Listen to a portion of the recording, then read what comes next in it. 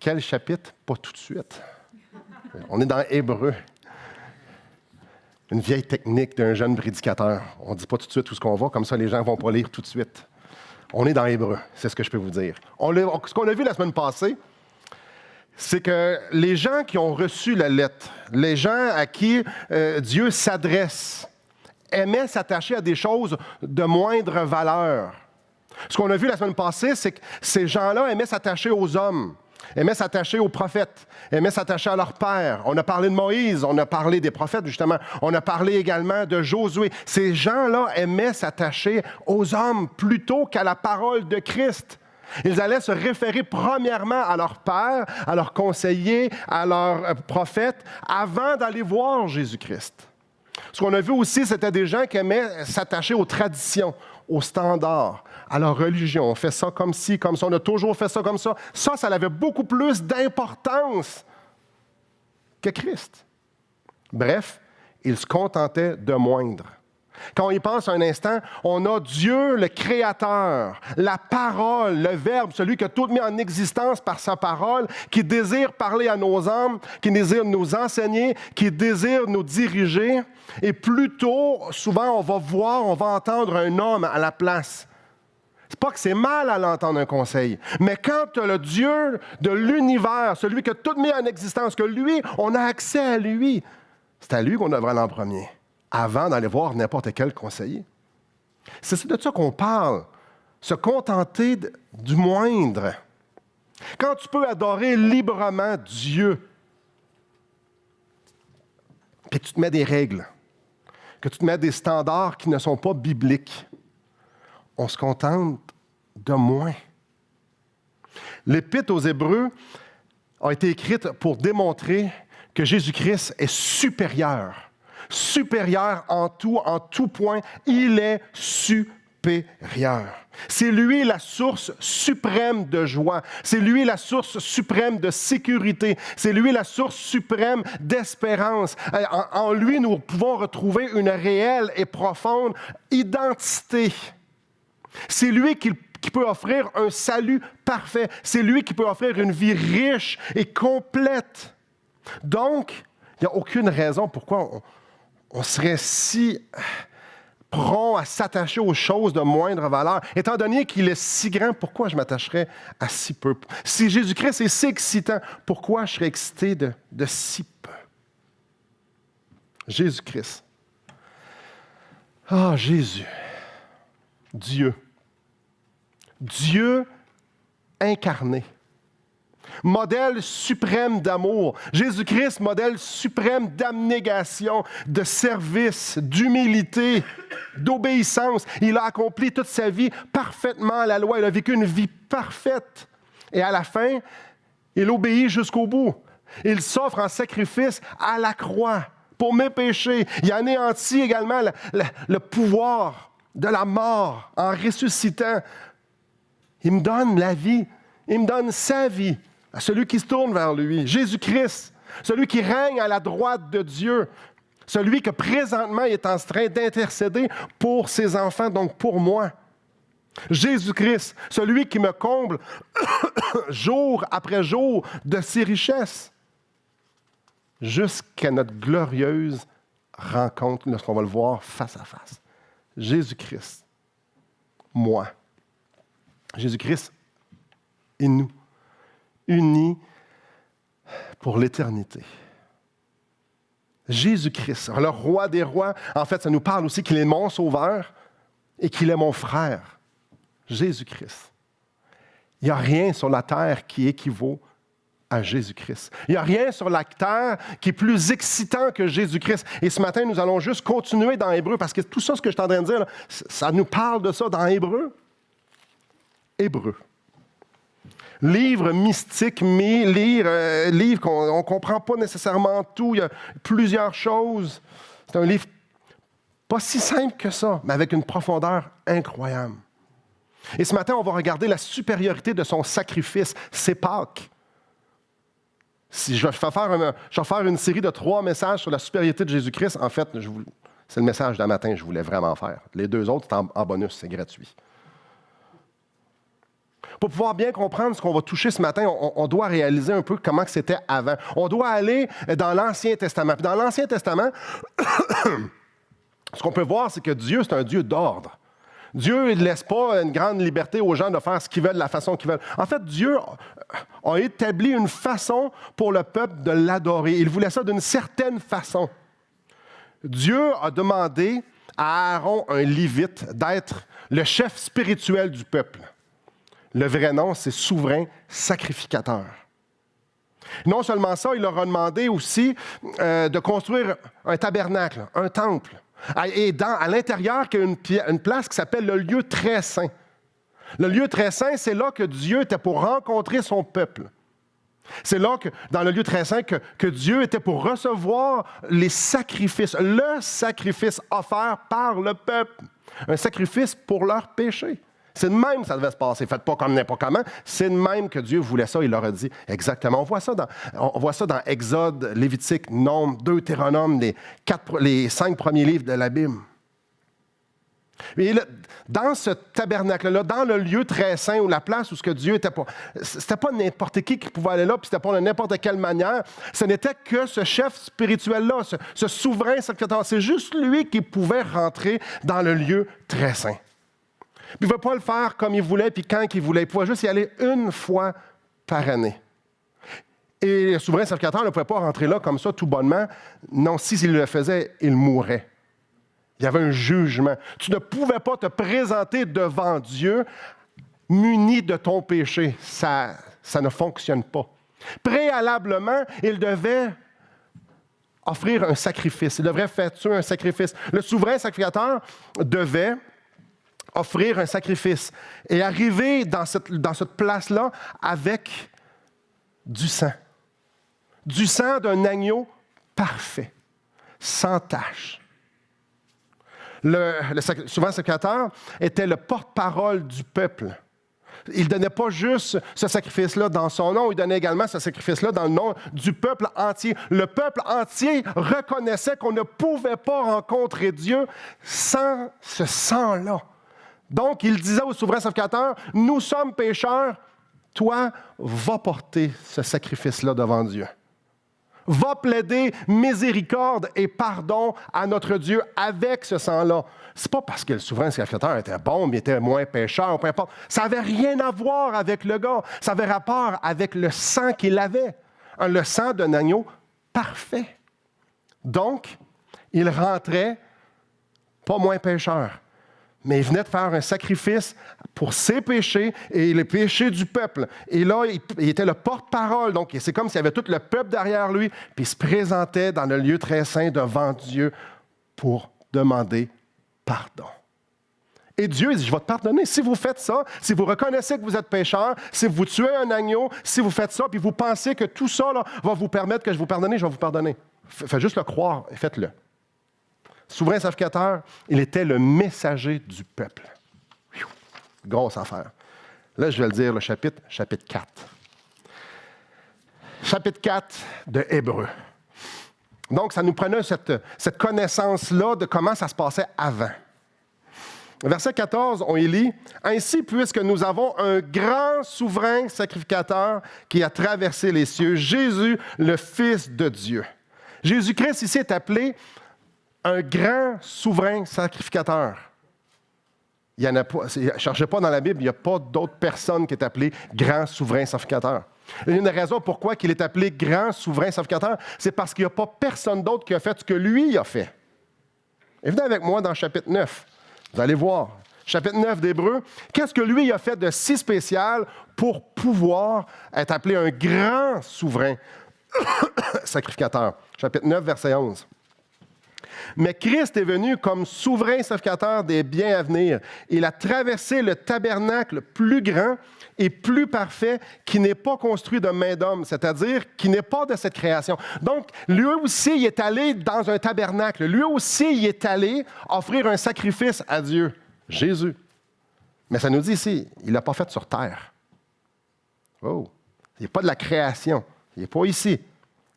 Verset 12, « Il est entré une fois pour toutes dans le lieu très saint, La place que je vous parlais, qu'il fallait juste aller une fois par année. Non avec le sang des boucs et des veaux, mais avec son propre sang, ayant obtenu une rédemption éternelle.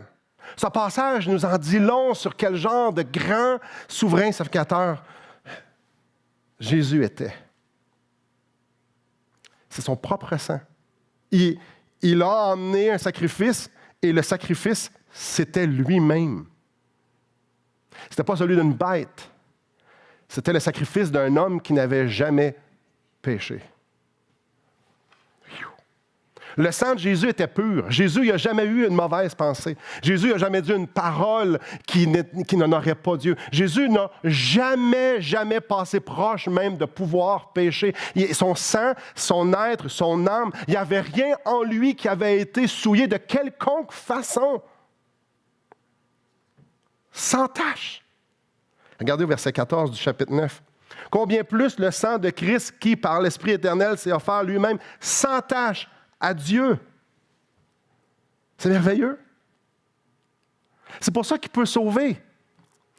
C'est pour ça que lui, il est appelé le Sauveur. Parce qu'il est allé offrir le sang d'un être humain, son sang parfait, et qui n'a pas été présenté ça à Dieu sur terre. Il est allé directement au ciel. Allez voir au chapitre 7, verset 26. Il nous convenait en effet d'avoir un souverain sacrificateur comme lui, saint, innocent, sans tache, séparé des pécheurs et plus élevé que les cieux, qui n'a pas besoin, comme les souverains sacrificateurs, d'offrir chaque jour des sacrifices, d'abord pour ses propres péchés, ensuite pour ceux du peuple, car ceci, il l'a fait une fois pour toutes en s'offrant lui-même. Lui, quand il s'est présenté devant Dieu, c'était pas pour se faire accepter devant Dieu parce qu'il était pécheur. C'est pas pour ça son sacrifice. Lui, il n'avait pas besoin de sacrifice. Il était saint. Un saint peut aller en présence de Dieu parce qu'il n'est pas souillé. Donc, il a présenté une offrande sainte. Il a pu se présenter une fois pour toutes. C'est quelque chose d'énorme. D'énorme. J'aimerais attirer votre attention en retournant au chapitre 9.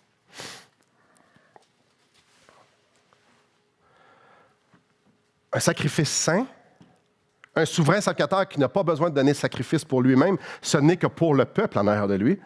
Lui, il rentre dans le lieu très saint et ce n'est pas pour lui le sacrifice, c'est pour les autres. J'aimerais relire le verset 11.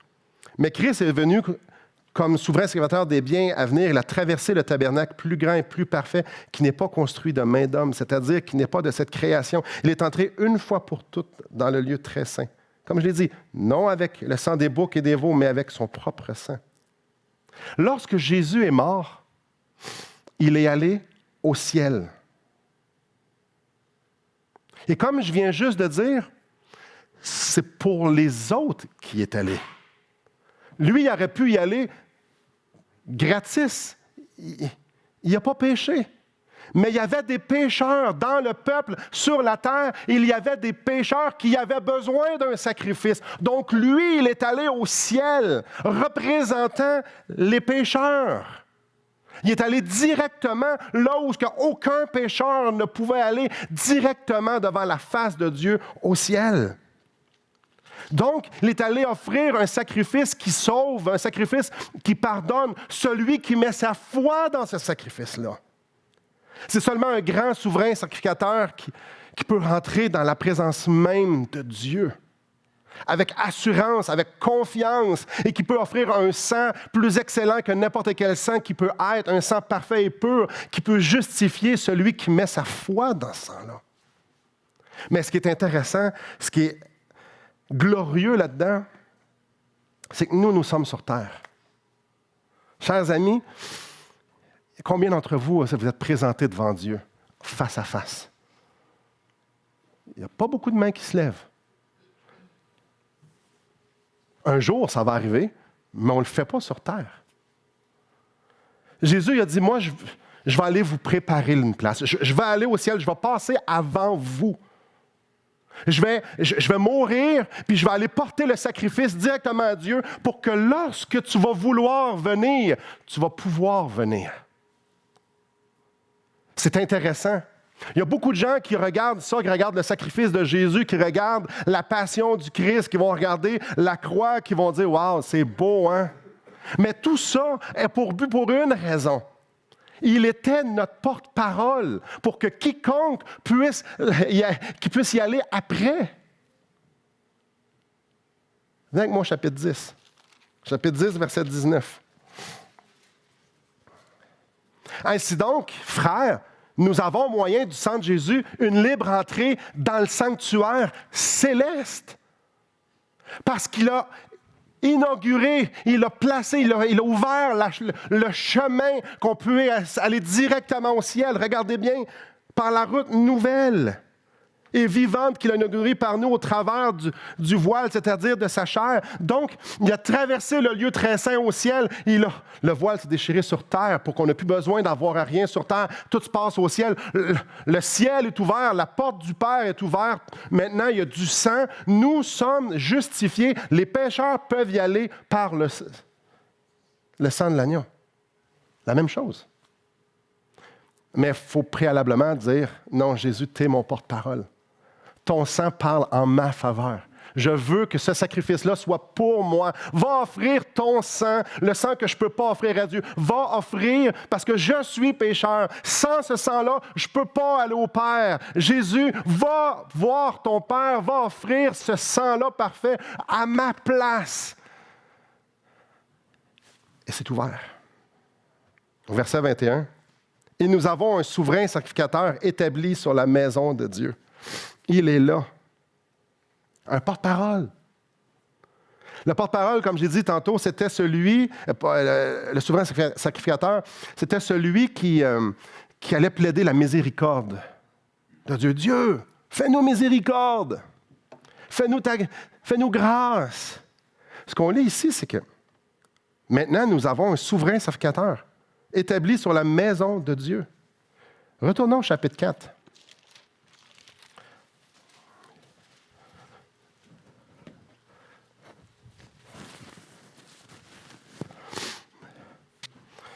Verset 15. « Car nous n'avons pas un souverain sacrificateur qui ne puisse compatir à nos faiblesses. Au contraire, il a été tenté comme nous en toutes choses, sans commettre de péché. » Présentement, Jésus-Christ, il est souverain sacrificateur encore auprès du Père.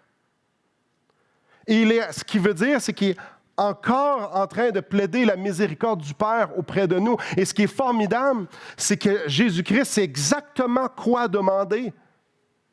Jésus-Christ sait ce que c'est que la pesanteur de la chair, la pesanteur de vivre. Il sait c'est quoi vivre sur la terre. Il sait c'est quoi la souffrance. Il sait c'est quoi les tentations. Vous vous en souvenez lorsqu'il a dit dans le jardin, « Mon Père, s'il est possible que cette coupe s'éloigne de moi. » Oh, c'était pesant. Il sait c'est quoi la lourdeur du péché. Il le sait. Il sait c'est quoi l'orgueil de la vie. Il l'a expérimenté pendant 33 ans.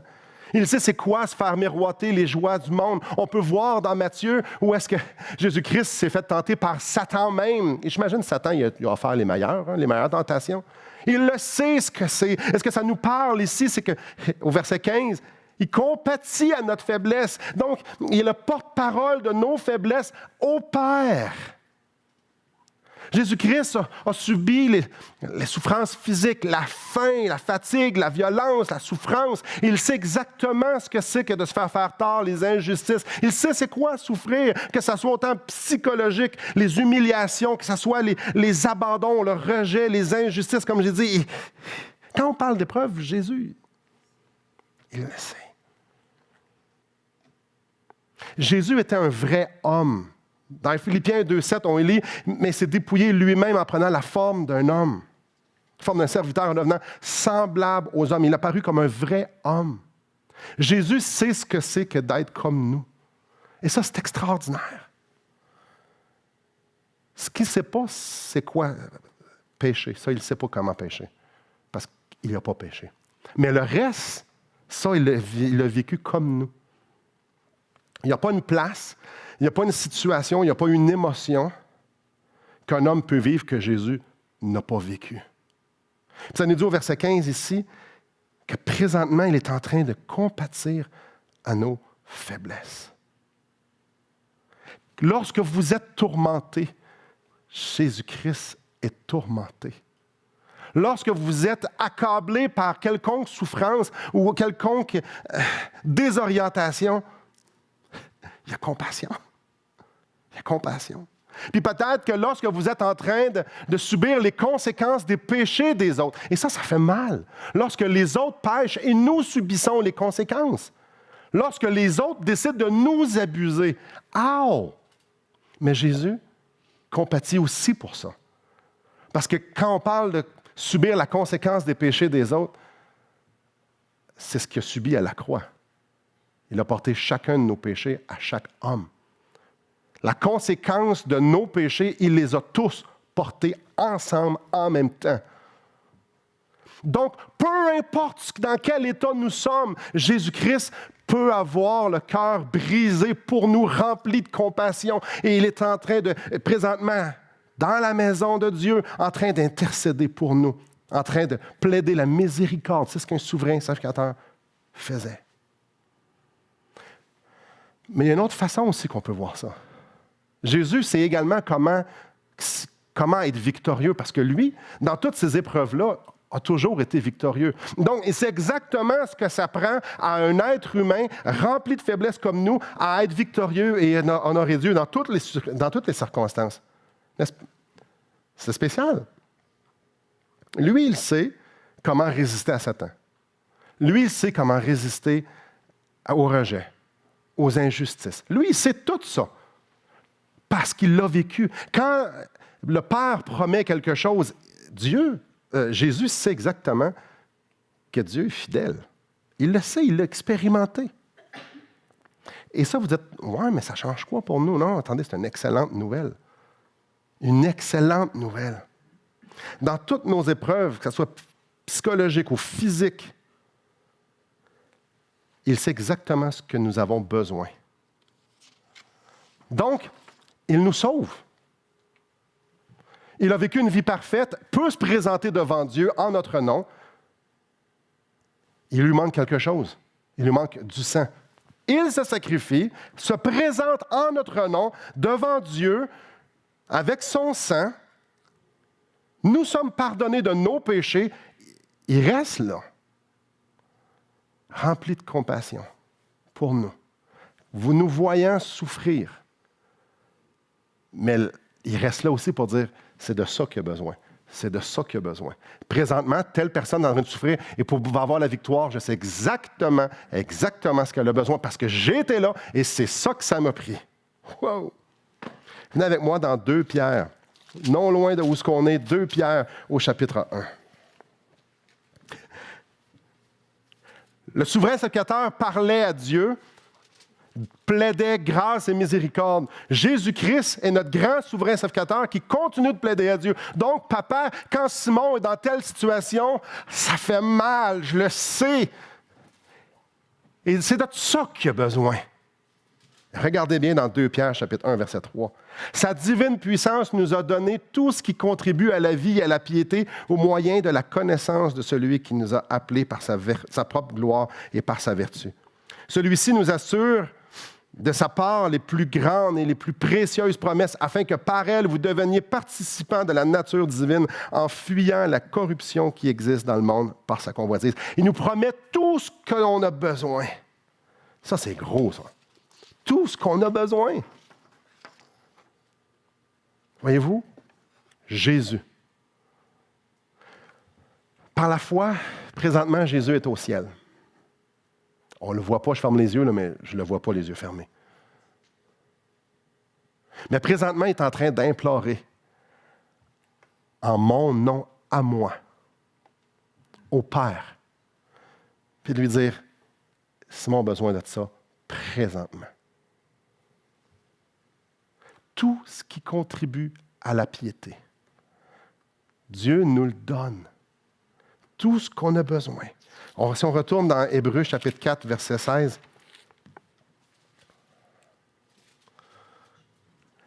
Étant donné qu'il est là, étant donné qu'il peut compatir à nos faiblesses, étant donné qu'il sait ce que ça nous prend pour avoir la victoire, maintenant, au verset 16, ça nous dit « Approchons-nous donc avec assurance du trône de la grâce, afin d'obtenir miséricorde et trouver grâce pour être secourus dans nos besoins. » Viens, viens. Qu'est-ce qui empêche un être humain de pouvoir entrer dans la présence de Dieu si tu n'es pas sauvé? Le chemin est ouvert. Tu as juste à dire, ce sang-là était pour moi. Puis si tu as fait ça, qu'est-ce qui nous empêche d'aller au ciel et de pouvoir saisir tout ce qu'il y a pour moi? Ça nous parle ici de nous approcher. Dieu nous attend. Je sais ce que tu as besoin. Non, je sais comment tu te sens. Je sais ce que tu as besoin. Viens-t'en, je l'ai. Viens. Viens me chercher. Viens me chercher. Viens. Jésus-Christ, souverain sacrificateur. Jésus est là, puis il nous montre le chemin. Pour le salut, il nous montre le chemin pour goûter les richesses de ce qu'il y a à nous offrir.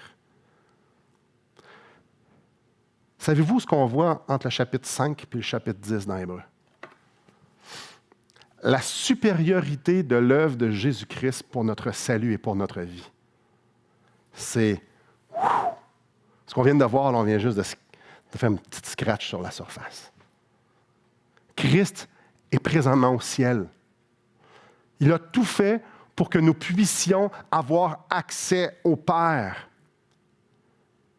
Et présentement, il est encore en train d'agir pour que nous puissions saisir sa vie, et il le fera jusqu'à temps qu'on sera dans sa présence et qu'il va nous accueillir. Il n'y a rien à faire, sinon d'y aller.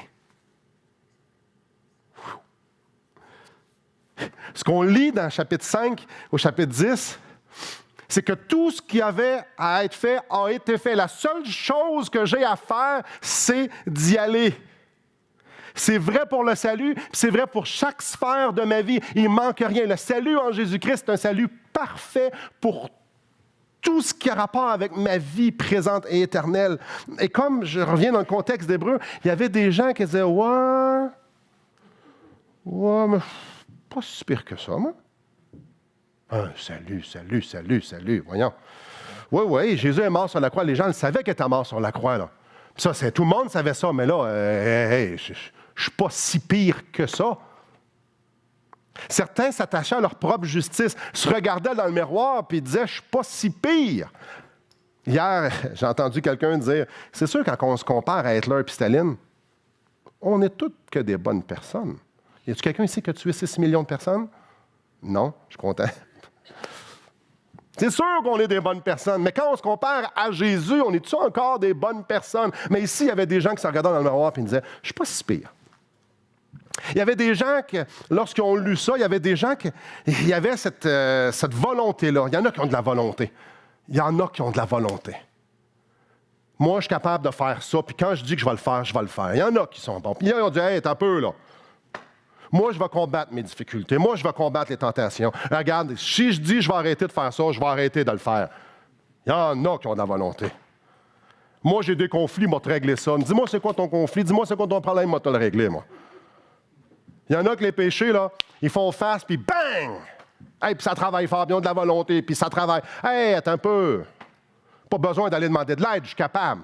Tu sais, des fois, je prends l'illustration du piano. Je demande à ma fille de lever le piano, elle n'est pas capable. Attends un peu, moi, je suis capable de lever le piano. Je peux vous le montrer, je ne le ferai pas, là, mais je pourrais. Je l'ai déjà fait. En fait, le piano, c'est moi qui l'ai bougé. Hey! Il y avait du monde de même. Puis il y a beaucoup de chrétiens de même aussi. Il y a beaucoup de monde qui ne sont pas chrétiens qui sont de même aussi. Hey, c'est quoi tu veux? Moi, te le faire, moi. Puis il y a du monde qui est attaché à leur religion. Puis ça, c'est un peu plus sensible. Un peu plus sensible. Il y a des gens qui ont cette pensée-là de vouloir en faire assez pour être acceptés. J'espère juste d'être assez bon pour Dieu. Non, je le sais que Dieu m'accepte comme je suis, mais je ne suis pas bon, moi. Et il n'y en a pas juste dans ce temps-là qu'il y avait du monde de même, hein? Se faire accepter de Dieu. Donc, je vais en faire un peu plus. Je vais lire un peu plus. Je vais servir un peu plus. Je je vais faire un peu plus de ma religion. Là, puis si je ne réussis pas, ben là, je vais me forcer encore plus parce qu'il faut que j'essaie de plus possible de me conformer à ma religion pour que Dieu puisse m'accepter. Puis il y a beaucoup de chrétiens qui doutent de l'amour de Dieu. Quand Dieu dit qu'il n'y a plus maintenant aucune condamnation pour ceux qui sont en Jésus-Christ, on lit ça dans Romains 8.1, il y a du monde qui doute de ça. Il y a du monde que, quand ça nous dit que maintenant que le voile est déchiré, que la voie est libre, qu'on peut s'approcher, il y a du monde qui doute de ça. Donc, quand ils pêchent, ils font « je ne peux pas aller à Dieu ». Donc, quand ils tombent, ils restent à terre. Il y en avait dans ce temps-là et il y en a encore aujourd'hui de ça. Imaginez, il y en a qui retournaient au temple pour offrir des sacrifices. C'était quelque chose, pensez-y un instant. Moi, je suis sauvé, là. Je retourne au temple pour offrir un sacrifice. Parce que j'ai l'impression que j'en ai fait juste un petit peu trop ce coup-là. Je vais juste être sûr. Je veux retomber dans les bonnes grâces de Dieu. Aïe, aïe, aïe. D'autres croyaient qu'il leur manquait quelque chose. D'autres se sentaient abandonnés de Dieu. Il y avait des gens qui disaient, moi, je ne suis pas assez. Je n'ai pas... Et tout ça, c'est tout se contenter de choses moindre valeur. L'Épître aux Hébreux crie haut et fort. Tout est accompli. C'est facile, on peut résumer la lettre aux Hébreux, du chapitre 1 à 10, par 3 mots. Tout est accompli. Fais juste saisir ta vie. Fais juste saisir ta vie. Jésus-Christ, il est mort pour les pécheurs. Tu crois-tu à ça? Ou bien non, tu veux absolument goûter à l'enfer tout seul? Tu crois-tu que Jésus-Christ t'aimait assez, qu'il est venu mourir pour tes péchés, assez que tu n'étais pas capable de pouvoir rien faire pour toi, qu'il a tout fait? Tu crois-tu ça? Oui, super. Va chercher auprès du Père tout ce que tu as besoin. Tu n'es pas assez bon. Justement, il est mort pour ça. Vas-y. T'es à terre. Justement, il est là pour ça. Vas-y. Fais juste saisir les richesses. Il n'y a rien. Il y a une autoroute vers Dieu pour que tu puisses être comblé. Il sait ce que tu as besoin parce qu'il l'a vécu, puis il sait que c'est pesant, puis il sait exactement ce que ça prend. Va juste le chercher. Va te coller sur lui. Jésus-Christ est à la droite du Père, puis il est en train de dire, Papa, Simon, ça va faire mal là. Oh oui, ça fait mal. Et voici ce qu'il a besoin. Ah, Simon se retourne. Ah, ça regarde le nombril. Ça fait mal, ça aussi. Ah, il ne se tourne pas vers nous autres. Ça, papa, je ne sais pas ce que c'est, par exemple. Si seulement il venait. L'Épître aux Hébreux dit, abandonne tout. Abandonne tout ce qui pourrait être excitant dans ta vie parce que tu peux avoir toute la plénitude en Dieu, parce que tu l'as, tout est accompli, tu as tout donné, toutes les richesses. Tu peux abandonner ta vie. Christ, il a tout fait. Tu peux jouir de sa vie parce qu'il te l'a donné. Tu as juste à lâcher tes affaires de moindre valeur, que ce soit le divertissement, tes philosophies, ta religion, ta justice propre. Fais juste te tourner vers Jésus-Christ. Il a tout fait pour que tu puisses vivre sa vie. Tout est là. Frères et sœurs, il n'y a rien qui nous manque. Et aujourd'hui, on est en train de fêter Pâques.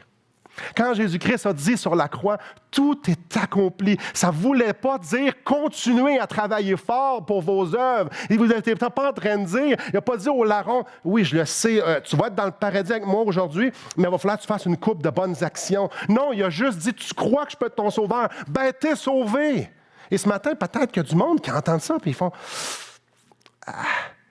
tout ce que le larron il a dit sur la croix, c'est « Souviens-toi de moi. Moi, je suis un pécheur. Toi, tu ne l'es pas. Tu es mort pour moi. » La question, c'est « Veux-tu être sauvé? » Est-ce que tu veux que Jésus-Christ rentre devant le Père avec son sang pour toi?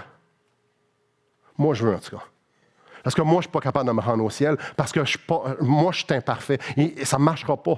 Mais Jésus-Christ l'a fait pour moi. Moi, je veux. Et pour nous, chrétiens, quand il a dit « Tout est accompli », peu importe comment vous êtes, ça veut dire tout est accompli. On prend nos 2 petites jambes spirituelles et on dit, Papa, donne-moi ce que j'ai besoin. J'ai juste besoin de toi. Viens faire ton œuvre. Viens vivre ta vie en dedans de moi. Je te la donne encore et encore et encore. Et je vais prier. Et après, on va chanter 3 cantiques d'adoration. Pour justement, il n'y a pas de vérité plus excitante que ça, parce que moi, je suis pécheur. Puis Christ est au ciel présentement. Je pointe par là, mais c'est peut-être par là. Hein. C'est par là. Il est partout. Jésus-Christ est au ciel présentement. Puis il nous dit, viens. Tu as besoin d'un sauveur? Je suis le seul qui peut le faire. Viens. Tu as besoin d'être secouru? Viens. Tu as besoin de ma vie? Viens. Fais juste venir tel que tu es. Viens. Donc, on va chanter des cantiques qui vont adorer Dieu. Et j'espère de tout cœur que ça va interpeller vos cœurs à vous présenter devant lui. Et on va prier à l'instant. Seigneur, je ne connais pas les cœurs des gens qui sont en avant de moi. Je ne connais pas les cœurs des gens qui m'écoutent sur Internet, partout dans le monde. Seigneur, il y a une chose que je sais. C'est que c'est tellement une grande vérité que Christ, il m'a tellement aimé qu'il est venu sur la terre, qu'il a obéi, qu'il est mort, qu'il est ressuscité, qu'il est exalté à ta droite et qu'il intercède pour moi. C'est tellement énorme. Seigneur, quand je regarde toutes les choses que j'ai pu voir, toutes les choses que j'ai connues dans la vie, toutes les relations que j'ai pu avoir, Seigneur, il n'y a rien comme Jésus-Christ et son œuvre pour moi. Et Seigneur, mon cœur veut exploser de joie, exploser de gratitude. Je suis sauvé d'un salut parfait qui a été fait par un agneau parfait, amené par un souverain sacrificateur parfait, dans la perfection même devant toi. Je ne sais pas ce que mes frères et sœurs en pensent, mais je suis convaincu qu'ils sont aussi excités que moi. Et ce matin, probablement des gens ici qui ça ne les excite pas tant que ça. Peut-être, Seigneur, il y a des gens ici ce matin qui ont justement besoin que tu leur pointes tout cet amour-là, toute cette grâce-là, et du même coup, toute la séparation qu'ils ont avec toi. Ma prière, c'est que tu puisses parler aux âmes des gens ici qui ne te connaissent pas et que tu puisses, par Éternel, leur montrer à quel point tu désires qu'ils t'appartiennent, tu désires qu'ils les pardonnent. Seigneur, je te demande de sauver ce matin. Parce que la vie vécue sans Christ, ce n'est pas une vie. Et Père, ma prière, c'est que tu puisses faire ce que tu as fait dans ma vie, dans la leur. Et que, Père éternel, ton nom soit exalté par cette repentance, par ces repentances. Que chacun s'examine à la lumière de qui est Jésus-Christ, dans sa perfection, et que chacun, Seigneur Dieu, puisse se tourner vers la croix. Lui, parfait, mourir pour des imparfaits. Que ton nom soit loué, accepte ces offrandes qu'on va t'apporter avec de nos bouches qui bouillonnent de gratitude. À toi soit la gloire au siècle des siècles. Par Jésus-Christ qu'on te prie. Amen.